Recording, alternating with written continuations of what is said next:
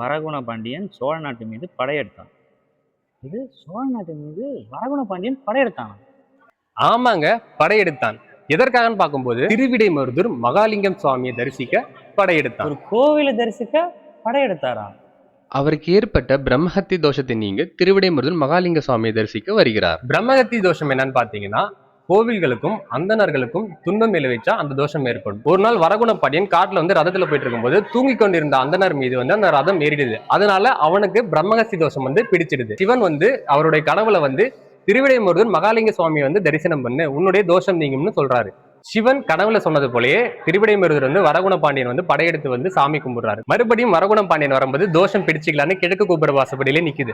ஆனா ஒரு அசரீரி குரல் கேட்டு நீ அந்த வழியா போக வேண்டாம், மேற்கு கோபுர வாசப்படியா போன்னு சொல்றாங்க. அதனாலேயே திருவிடைமருதூர் கோயிலுக்கு வரும்போது கிழக்கு கோபுரம் வழியா மேற்கு கோபுரம் வழியா போகணும்னு சொல்லுவாங்க.